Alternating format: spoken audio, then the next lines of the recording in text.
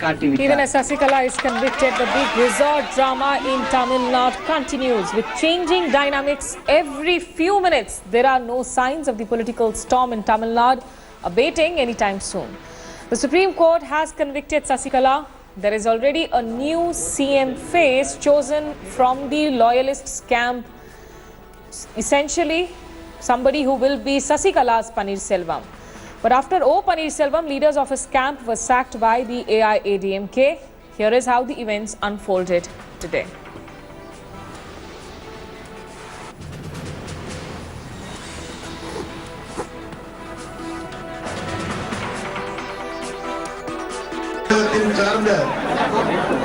அனைத்து கழகத்துடைய மூத்த முன்னோடிகளுக்கும் பொதுமக்களுக்கும்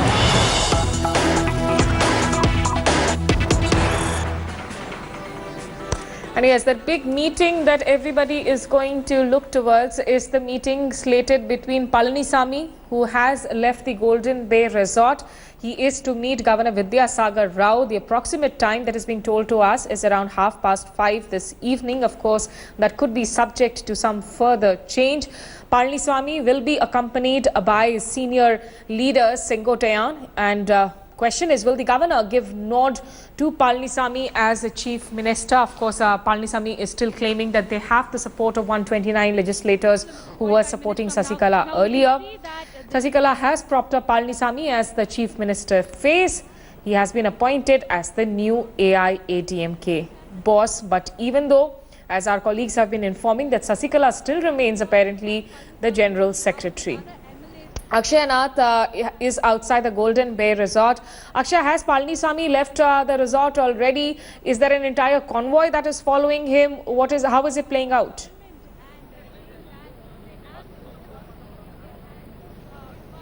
Well, Smita, close to 4 Innova cars had joined E. Palanisamy, and that was 11-member crew with E. Palanisamy going to the governor's residence to talk about the plan of actions and also requesting him to actually make the government and form the government under the leadership of E. Palanisamy. And it is already seen that Sasikala's camp has decided on who will be taking over from Sasikala and who will be leading the party here. But 5:30 p.m. they will be reaching the Raj Bhavan here in Chennai, where the meeting will start. I also have with me my colleague Pramod Madhav. Pramod, can you give us more details on what are the subjects that they will be discussing? We're also hearing that Sasikala will be, sending in a petition requesting that under the health ground that she remains not arrested for a couple of days. So what are you hearing on those fronts? Well, what happened to Sasikala right now is like quite a very, very difficult situation, because like a two-judge panel has given this verdict where she's been convicted. So even if she files a writ petition against it, it's not going to stand, and it's like very difficult. She's in a very difficult legal state right now. So we heard when we spoke to Mr. Sengotin, MLA and Edapati, they said like they have been discussing this on the first matter, but the initial matter was to bring the legislative leader, and they have done it already. Edapati K. Palanisamy is a leader. Now he has gone to meet the governor. We've also known from sources here within this place stating that if the governor gives a nod, all they need is just 2 hours preparation to form the government.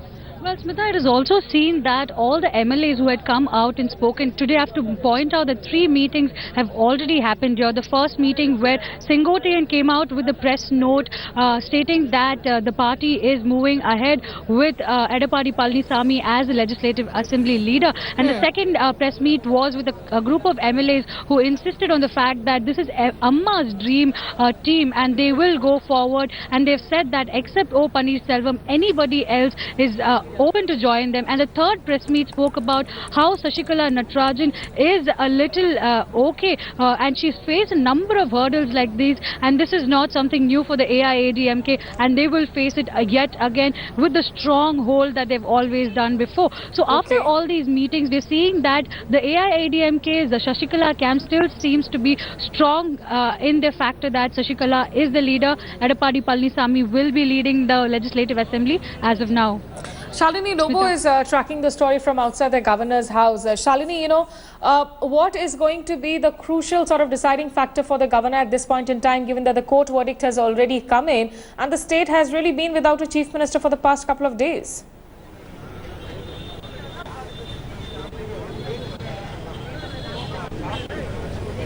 Well, the governor did take a long time. He was waiting for the verdict all along, even though he didn't say it out loud. He waited for a really long time, kept the people in suspense. A lot of people were saying there were allegations saying that he did not want Sasikala to be the chief minister, which is why he kept his silence, and his silence should be questioned, and it was undemocratic. But then today, after the conviction of Sasikala, the party sat together and they elected a new legislative party, which is Palanisamy, who's on his way right now to meet the governor. The meeting will take place around 5:30, and over here you see heavy deployment of police force. If I can ask my camera person to pan and just show you the place, a lot of police officers in place.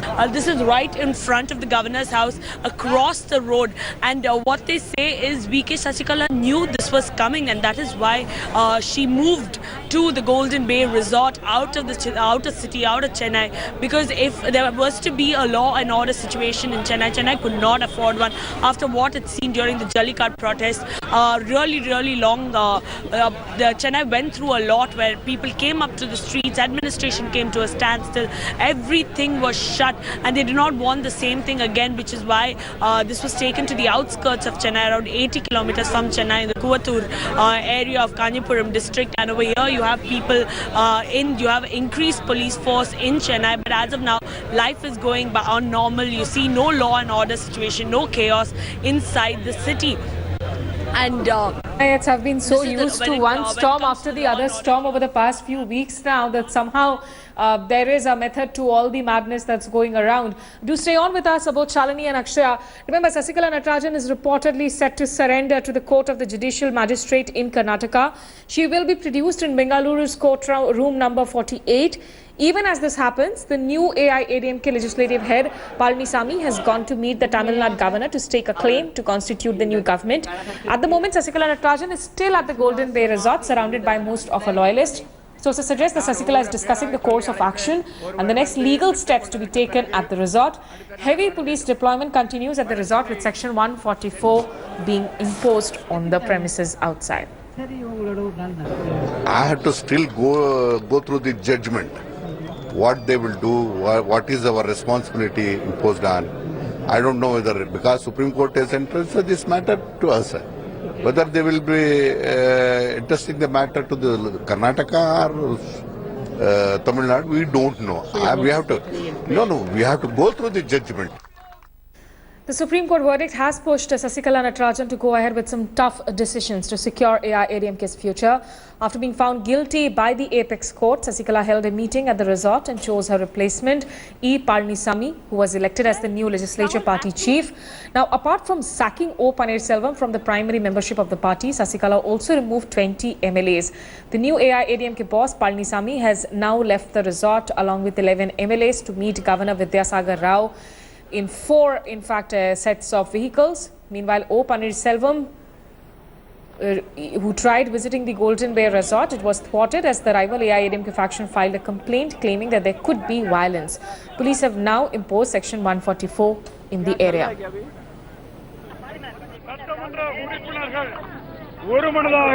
The MLAs met and unanimously elected Epadi Palanisamy as the new AIADMK legislative leader.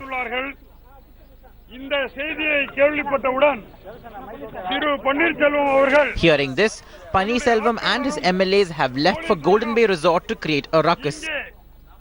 Golden Bay Resort,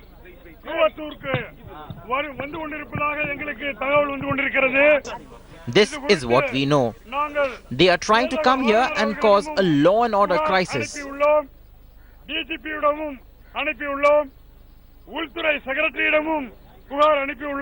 We have informed the DCP and all the relevant authorities that he's trying to create a law and order situation, and this is lawfully wrong.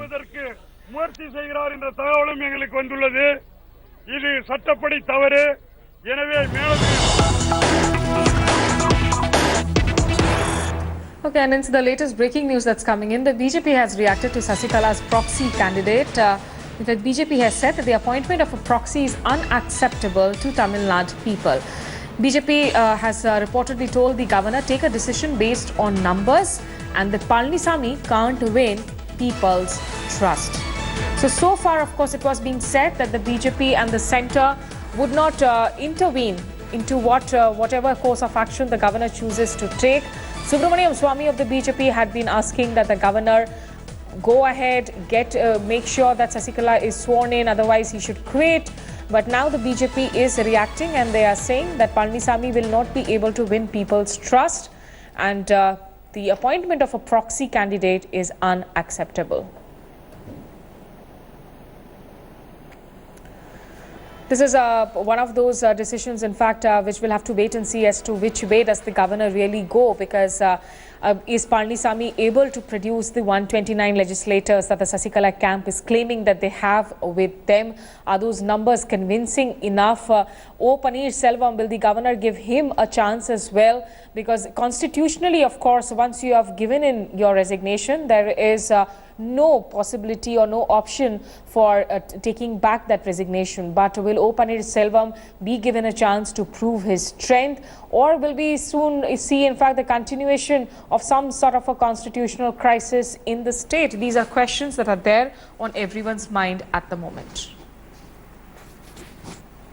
Akshay Nath continues to be with us. Let me, in fact, go over to Akshay Nath. Pramod Madhav is also there with us. Pramod, on this BJP reaction, it's interesting because so far it was being said that the centre would not intervene, but now what is the ground for this objection to Palanisamy? Well, we have to find out because BJP is stating earlier there was a kind of a huge culmination stating this particular Sasikala being the candidate of Chief Minister is not acceptable because she did not even contend in any election, not even for a municipal council. But it is not the state with Edappadi Palanisamy. Edappadi Palanisamy has been a minister not in just this term, before as well. Now he is the PWD minister. Earlier also he was a minister for many departments as well. So right now it seems like BJP is having a problem with the Edappadi Palanisamy, which only they can explain, because on the AIDMK side, the OPS camp still wants him to be the chief minister. Right now there is one more group stating why not Edappadi Palanisamy, because he is also one person who carries that much respect within the party as well, Smita. Okay, Akshay, give a little bit of information about what Palanisamy's background has been like. We know that he's from Salem. He has served previously in Jayalalitha's cabinet. But is he a man that can really sort of command respect amongst the cadres? Is he somebody that people look up to in terms of, the grassroots levels?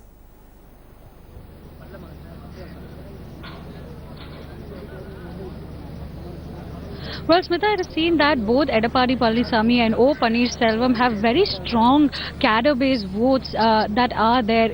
You can even call them a caste-based vote leaders, and they're very prominent leaders in Tamil Nadu. He's from Salem. He's always been by the side of Chief Minister J. Jayalalitha. Other than O Palanisamy, he's always been the trusted lieutenant for Jayalalitha as well. And it was seen that when Chief Minister J. Jayalalitha was hospitalized, during those 76 days, it was Edappadi Palanisamy, O Palanisamy, Sasikala Natarajan and a few others who were taking the main calls, who were always calling the shots.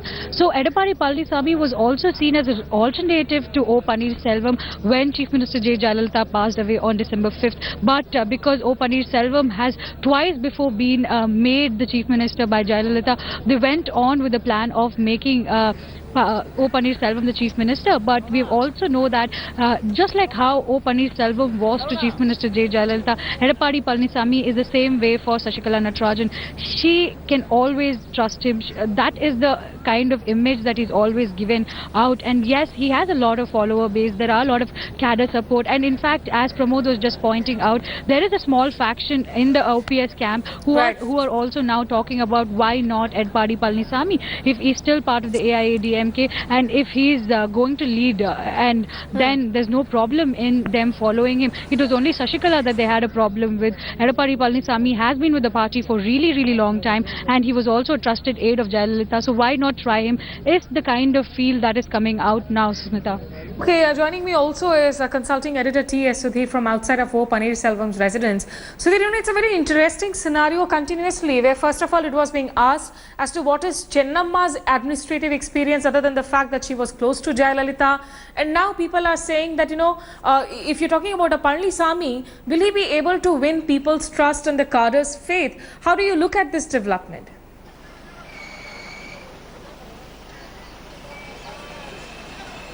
Well, Comparing Palanisamy with Sasikala would be like comparing apples with oranges as far as administrative experience is concerned. He's a 5-time MLA, he's a strongman of the AIDMK in the western belt of Tamil Nadu, he's a very prominent member of the very powerful Gounder community. So in that sense, he has a large following and is truly a political heavyweight in the true sense of the word.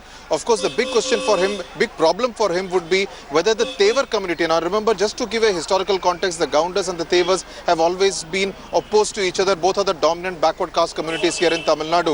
And Sasikala and Palanisamy both belong to the Tevar community, and Palanisamy people like Sengote and Thambidurai belong to the Gounder community. So will the Tevar MLAs actually accept the leadership of a Gounder chief minister? That's going to be one of the fault lines that could emerge in due course of time. But at this point in time, Palanisamy remains the best bet for the Sasikala camp to invest in, because he's a political heavyweight, has administrative experience, he's the PWD minister in the present cabinet. So in that sense, would be someone who people could rally around, at least in the short term. So at this point in time, that wouldn't be a problem. Just to bring you up to date with a couple of other developments which have taken, Sasikala, of course, has not been taken into custody. What I'm told is that the final certified order copy of the Supreme Court has not been given to either of the two parties, that is the Sasikala camp as well as the government of Karnataka, which is probably why this entire custody process is getting delayed. So there is still no clarity on when she will be taken into custody, or when she will surrender, or where she will spend the night in case if they decide to not to take her through the night to Karnataka, either by road or the air route.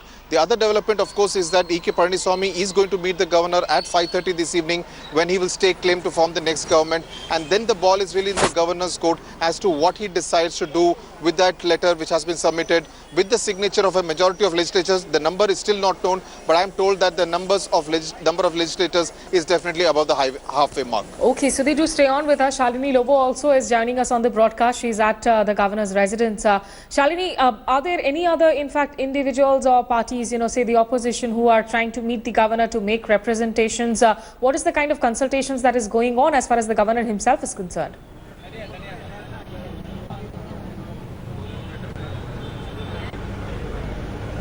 Right now, Smita, we do not know if there's any other party coming over, but as of now, no one. And if people do come here, the police forces are deployed. Appointment being given to only Edapadi Palanisamy and no one else, and his team, his ministers, 11 people who will join him here when they come to submit the papers that they have and discuss the course of action. Rumors flying about as to whether he'll be sworn in tomorrow, as consulting editor T.S. Sudhir just said.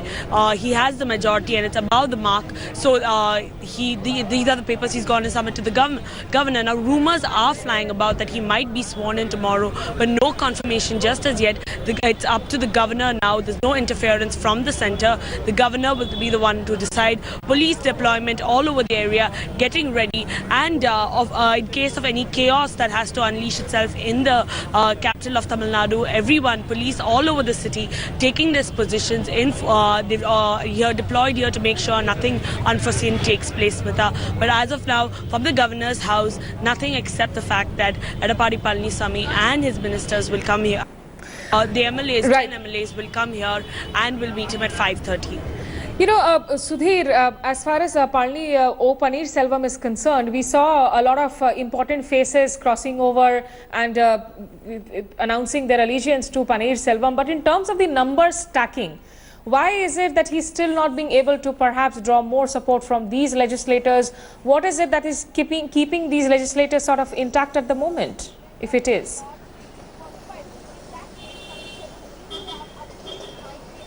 Well, a couple of factors. One, of course, is the emotional quotient that Sasikala has been able to dip into. Mainly the factor that she's the one who was with Jayalalitha for the last 33 years, so she has some kind of an emotional connect. Also, over the last 3 days, we saw that whenever she was addressing the media, she was keeping a portrait of Jayalalitha by her. So there was an attempt to essentially showcase the fact that she's the true inheritor of the Jayalalitha legacy. Here at Pannirselvam's residence, also we saw a similar attempt, wherein with different kinds of posters. In fact, Ankur, if you could just pan and show that poster which has been put up, which was put up just about 20 minutes before the verdict came. It shows a photoshopped image of MGR and Jayalalitha together blessing Paneerselvam sitting at Amma Samadhi. So an attempt really being made to showcase both of them as the true inheritors of the Amma legacy. That's one. The other two, the reason is that many of the people in the AIDMK legislature party are not very comfortable with Paneerselvam's leadership. They see him as an upstart who was a first-time MLA in 2001, became revenue minister straight away, a plum portfolio as you would know, and became chief minister within 4 months when Jayalalitha picked him as her chosen one to succeed her when she had to step aside in September 2001. So they see him as someone who has kind of gained prominence very soon without actually having had to work for it, and therefore they are a little uncomfortable actually to work under his leadership. Again, the caste factors also come into play with various Gounder factions, Vaniyar factions also not very comfortable with working under a Tewar warlord, Tewar politician. So in that sense, different fault lines emerging, which is why Paneerselvam has not been able to attract too many MLAs from the Sasikala camp to his camp over the last few days. One small point also I want to point out, the whole intricacies of it. You have a Paneerselvam who is the caretaker chief minister to who both the DGP and the chief secretary are reporting to. But you have the other rival faction headed by Palanisamy, who would obviously object to the fact that Paneerselvam, who is their rival, is actually calling the shots as far as governance is concerned. So this has created quite an unprecedented and a very disturbing kind of situation as far as the Sasikala camp is concerned, and they are not too happy about it. Absolutely, but we wonder as to when will there be some sort of a clarification completely, finally, and when will this entire twist and turn settle down. But for the moment, Pramod, Madhav, Akshaya Nath, Shalini as well as T.S. Sudhir do continue to be with us. We'll take a very short break at this point in time, but we'll come back and we'll get you all the latest updates.